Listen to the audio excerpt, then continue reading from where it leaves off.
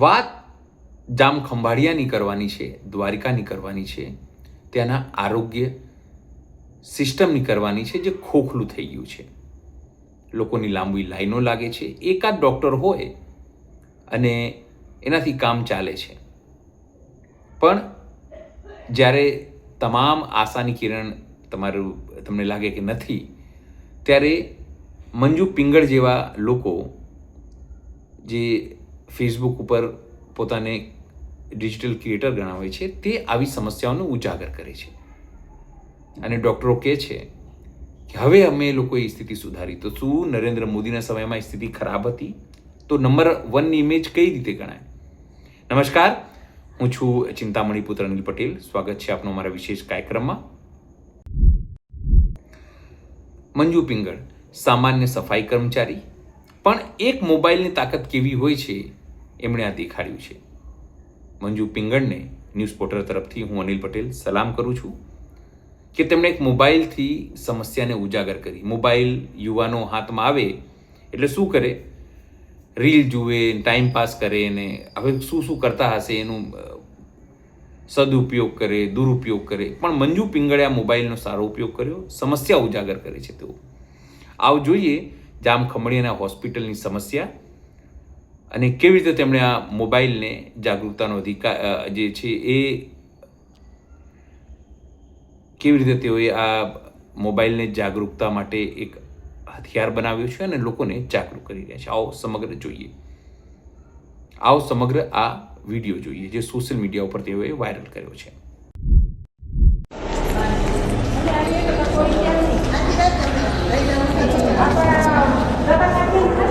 સાહેબ ક્યાં? ઓરાંબા સાહેબ. ઓરાંબા સાહેબ ક્યાં? ક્યાં સાહેબ?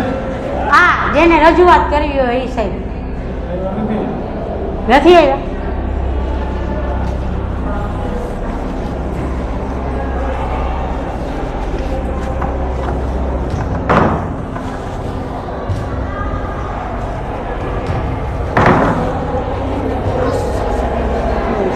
આવ્યા નથી હજી.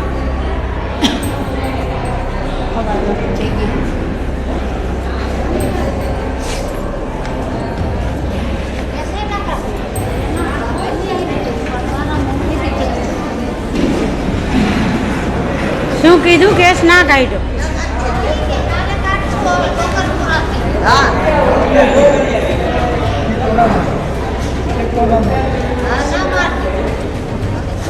કેસે ના કાઢ્યો ને ના પાડી દે. અમે ઓલા દી કેટલા દી થતા થાય ને તો એમ કે ટોકન પૂરા થઈ ગયા, હવે નથી. પટેલ તું ક્યાં રહ્યું અમારે ત્યાંથી અમે સર જામનગરથી હવે ડિફેર આવ્યો ન કે ઓલે ખરેનો કેસ કાઢી દીધો, ન કોઈ જવાબ દીધો. સોમવારને દેજો, સોમવારને દેવે તો કે સાહેબ નેતા આવવાના. કાલે જેવા કેટલાક ધક્કા થવા. આંખોનો ડૉક્ટર આવી રીતે કીએ દે. હું એક આંખોનો ડૉક્ટર તો આખો દી ચાલુ જ હોય ને, હોય હું તો પછી ટોકન હોય તો જ આંખું દેખાડવાની હોય ને, ન દેખાય. બપોર પછી ના પાડે, બપોર પછી આવીને જોઈ ના પાડે કે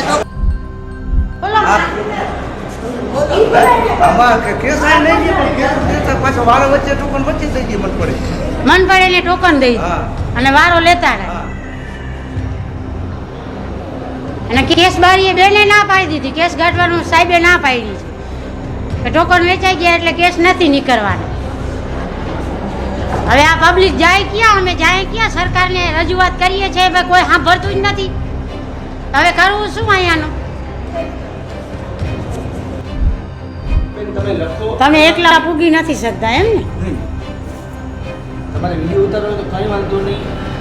એમને આપણે રજૂઆત તો કરીએ ને, અમે લેટર લખશું કે સાહેબ એક છે તો તમે બીજા વધારો એમ કહીએ છીએ. અમારે આખું ક્યાં જવું? પ્રાઇવેટમાં અમે ગયા પણ એમાંથી કાંઈ ફેર નથી પડતો. જો આ પ્રાઇવેટના જો આ પ્રાઇવેટમાં હું ગઈ હતી પણ એનાથી કાંઈ ફેર પડતો નથી. પ્રાઇવેટમાં 1500 રૂપિયા દઈ આવી તોય કાંઈ ફેર ના પડે. મેં કીધું સરકારીમાં દેખાડી લઈએ. હા એમ નહીં, એટલે બધું મેં કરી લીધું, બધું કરી લીધું છે. એટલે પહેલા તો ઈ કે તમે જે વિડિયો ઉતારો છો ને મને પૂછ્યા વગર તો હવે આ કેટલાક ધક્કા ખાવા. હું આ ટોકનમાં ના પાડી દઈએ, અહીંયા કેસમાં ના પાડી દઈએ, તો હવે શું કરવું અમારે? મને ખબર છે ચાલુ છે, એમાં કઈ વાંધો નથી. પણ હવે સાંભળી લ્યો તો તમારા જે પણ તમે જેને મોકલતા હોય એને પણ હું કહી દઉં, બરાબર? 6 કલાકની દિવસનું 7 કલાક કામ કરું છું. 2 વર્ષ પહેલા આવ્યા હતા અહીંયા? હા કોણ હું હા. 2 વર્ષ પહેલા નથી આવી. કોઈ દી આવ્યા છો? ના. ખબર છે ડિપાર્ટમેન્ટની હાલત શું હતી? હા તમે કેટલી વાર અમે આંદોલન કર્યું છે. અમે નટુભાઈ ગણતરાએ આંદોલન કર્યું છે. તમને નથી ખબર એટલે ભણવા વગર અમે આંદોલન કર્યું હતું. સાંભળો, અહીંયા હા. એવી મશીન હતું નહીં. હા આ મેં ગાંધીનગર અહીંયા સાહેબના સહકારથી, કલેક્ટર સાહેબના સહકારથી આ બધું ઊભું કર્યું છે મેં. અને અહીંયા કામ વધારે થાય છે ને એટલે વધારે પેશન્ટ છે. હા નિષ્ઠાથી કામ થાય છે, ભ્રષ્ટાચાર વગર કામ થાય છે, 1 રૂપિયો પેશન્ટ પાસેથી લેતા નથી નથી, લેતા. એટલે અહીંયા કામ થાય છે, એટલે વધારે પેશન્ટ આવે છે. એટલે તમને એમ થાય કે હવે આપણે જઈએ દેખાડવા માટે, અને તમારો વારો નથી આવતો. એકદમ તમે સાચા છો. કેમ કે ઓલી બેન ના જ પાડી દે છે કેસ બારી વાળી કે સાહેબે ના પાડી છે. એ સાહેબે ના પાડી જ્યાં છે, 8 વાગે આવીએ તોય ના પાડી દઈએ. પણ બેન ઈ જે કહે છે ઈ મેં તમને એનું કહી દીધું, ક્લેરિફિકેશન આપી દીધું ને.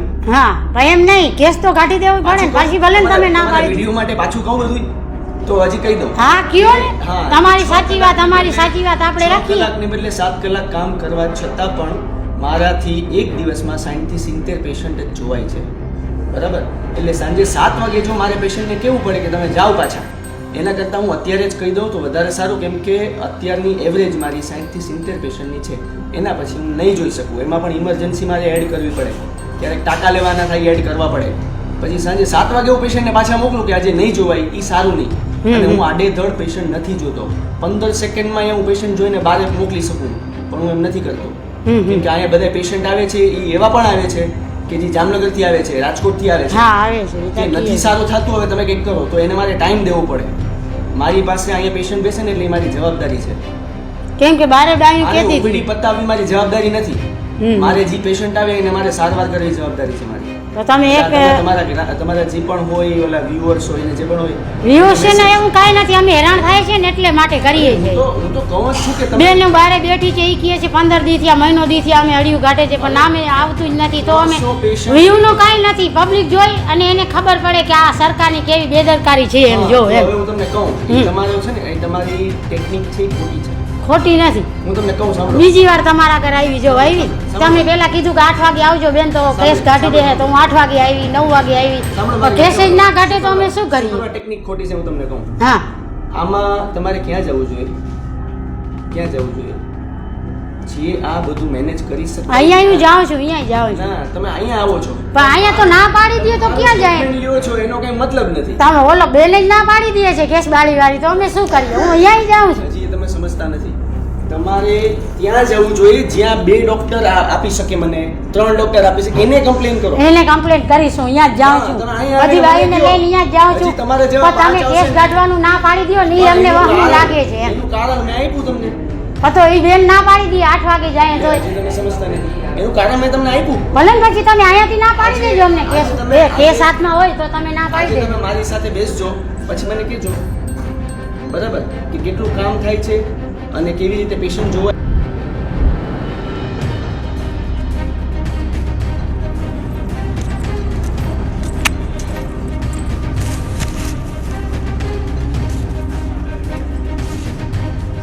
જય ભીમ નમો બુદ્ધાય.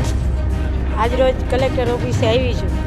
ડૉક્ટર સાહેબને એકલો પૂગી નથી શકતો, એના માટે બીજો ડૉક્ટર ફાડી દીધો. એના માટે કહેવા આવી છું કલેક્ટર સાહેબને. બીજા નંબરમાં આમાં જેવી તેવી કોમેડું નાખે છે એને ખબર પડતી નથી કાંઈ. ખબર પડતી હોય તો આવી જાય મેદાનમાં, જ્યારે ત્યારે કહે છે, મોબાઈલ લઈને પહોંચી જાય છે, મોબાઈલ કાઢે છે, ધમકાવે છે. મારા ધમકાવવાનું કોઈનું કામ નથી કાંઈ પણ. મારે આ રજૂઆત કરવી છે એટલા માટે કે જનતાને તકલીફ પડે છે ને એક ડૉક્ટર પૂરો નથી થતો હોસ્પિટલમાં. ના રે, એના માટે કહેવા આવી છું. આ મોટા દરજાના માણસો પણ એવી કોમેડું લખે, ભણેલા ગણેલા હોશિયારો એ એવી કોમેડું લખે. તો એકવાર તમે મેદાનમાં ઉતરો ને તો ખબર પડે કેવી રીતે લડવું ને કેવી રીતે ના લડવું. મને જેટલી ખબર પડે છે એવી રીતે હું લડું છું. તમને વધારે ખબર પડતી હોય તો તમે આવી જાઓ.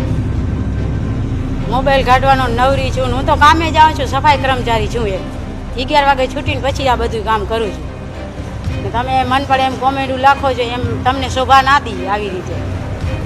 ને આજે જાઉં છું કલેક્ટર સાહેબ આગળ, શું પરિણામ આવે એ ખબર નથી.